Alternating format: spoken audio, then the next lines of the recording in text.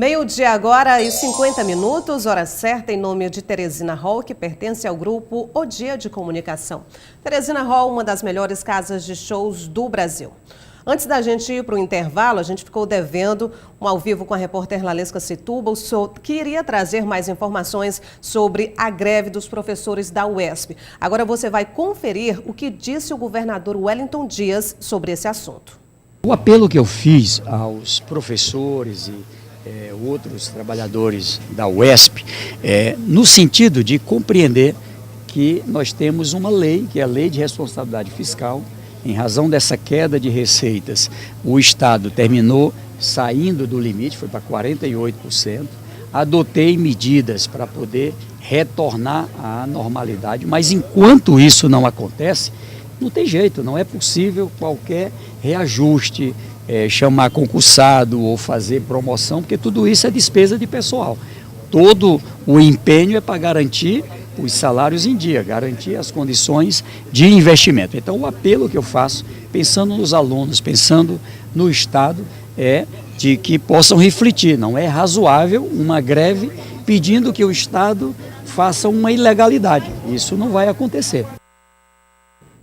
Na semana passada, um decreto do governo federal instituiu o CPF como documento único. Ele vai substituir a apresentação de outros documentos. A contadora Jenny Mansfield carrega na carteira o documento de habilitação de motorista, o registro de identidade e o CPF. Ela é uma das poucas pessoas que já tem conhecimento de uma novidade que vai entrar em vigor em 3 meses. O número do CPF vai substituir o número e a série de documentos como Carteira de Trabalho e Previdência Social, Programa de Integração Social, o PIS, Carteira Nacional de Habilitação, Número de Identificação do Trabalhador, o NIT. A contadora acredita que a mudança vai ter menos burocracia e mais praticidade. Menos burocrático e a questão também da gente não ter que andar com um monte de documento dentro da carteira. Na verdade, às vezes a gente até perde, né? E um documento só, a gente não vai mais correr esse risco, né? Eu acho isso muito prático porque vai desburocratizar. Então, você chega numa repartição, eles pedem vários documentos. Se você tiver só um, que vai dar acesso ao banco de dados, para você ficar mais fácil. Eu creio que vai melhorar sim. O decreto da implementação do uso do CPF como documento único já foi publicado no Diário Oficial da União. O que se está agora é unificando a informação que o contribuinte requer, que o cidadão requer, a partir do número de inscrição no CPF. O próprio CPF não muda, ele continua como cada cidadão tem seu CPF, continuará com seu documento atual.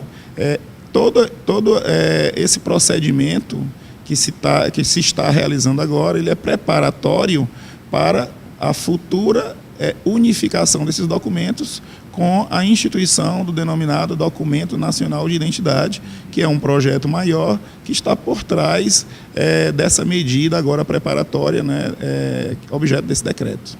Para o delegado, o desafio maior com a implementação do documento único vai ser dos órgãos públicos, que terão que se adaptar a esta nova realidade. O decreto dá um prazo de 3 meses para que todos esses sistemas, essas bases de dados, os requerimentos, a forma de requerer o serviço por parte do cidadão sejam adaptados para que a única exigência passe a ser a informação do número de CPF.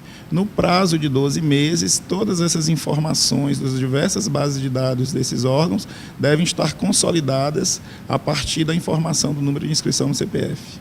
O CPF, o Cadastro de Pessoas Físicas, é um dos documentos mais vazados do país. Por esse motivo, é sempre bom prestar atenção quando se deve ou não informar o número deste documento, evitando assim perder o controle das informações pessoais.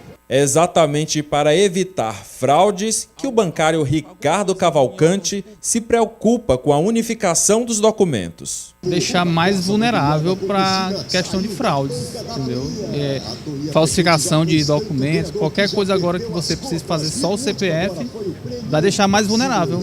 Nesse caso, a pessoa prejudicada deverá procurar os órgãos competentes, sobretudo o órgão policial, né, para se precaver, digamos assim, se prevenir de eventuais danos, né, que venham a ser feitos em nome desse CPF por terceiros. Terá início dia 8 de abril em Brasília a Marcha em Defesa dos Municípios. Por isso, os presidentes das associações dos municípios do Nordeste se reuniram hoje aqui em Teresina, onde debateram pautas importantes que serão levadas ao governo federal. O encontro dos 9 presidentes das associações dos municípios do Nordeste proporcionou a discussão de várias pautas, como a atualização dos programas de saúde, cessão onerosa e 1% do FPM. A dificuldade que o Piauí passa é a dificuldade que o Pernambuco passa, que o Rio Grande do Norte passa, que o Brasil passa. Obviamente o Nordeste tem uma dependência maior dos recursos federais. E é por isso que nós estamos aqui hoje em Teresina para fazer esse documento, para poder sensibilizá-lo ainda mais da necessidade de aprovar, por exemplo, o 1% que está na Câmara Federal, para que possa ajudar os municípios, que nós queremos 1% no mês de setembro. Outro assunto muito discutido foi a reforma da Previdência. O que a Confederação Nacional dos Municípios defende é que vários pontos sejam revistos para que ela receba apoio e possa ser aprovada. De acordo com o deputado federal Júlio César, do PSD, ajustes para a reforma foram sugeridos ao governo. Principalmente em relação àqueles que ganham menos, no trabalhador rural, aquele do benefício continuado e outros ajustes que o governo precisa, que estão sendo negociados e nós estamos trabalhando para isso. Somos a favor, o Brasil precisa consertar, o Brasil precisa ajustar suas contas, mas ajustar tirando dos mais ricos e não tirando dos mais pobres. O documento com as necessidades dos municípios nordestinos vai ser encaminhado para o governo federal na Marcha dos Municípios, em Brasília, nos dias 8 a 11 de abril. Além dos prefeitos, os deputados e o governador do Piauí também estiveram presentes na reunião. O Brasil inteiro compreende o momento que ainda estamos inseridos numa crise em que há uma crise institucional, há uma crise de certa forma política, com grandes tensionamentos. Agora, é preciso pensar no Brasil, é preciso destravar a pauta Brasil, porque está refletindo na economia. À medida que a economia ou cai ou cresce muito lentamente, afeta municípios e estado. Não estou dizendo que afeta prefeito e governador, afetam serviços da população, ou seja, os recursos terminam não suportando as despesas em razão de quedas que temos, principalmente no fundo de participação e baixa capacidade de investimento da própria União. A seguir, o quadro Política de A a Z e uma entrevista aqui no estúdio com a deputada federal Margarete Coelho. Continue aqui no 23.1 e eu lembro que você pode participar do nosso jornal através do nosso WhatsApp. Se você não tem, anote aí, 99911-2011. Além de mandar sugestões de pautas, você também pode relatar um problema que esteja ocorrendo aí no seu bairro, na sua comunidade, na sua região. Pode inclusive gravar um vídeo e enviar para a gente. Nós vamos mostrar e claro que vamos em busca de resposta também. Então, participe!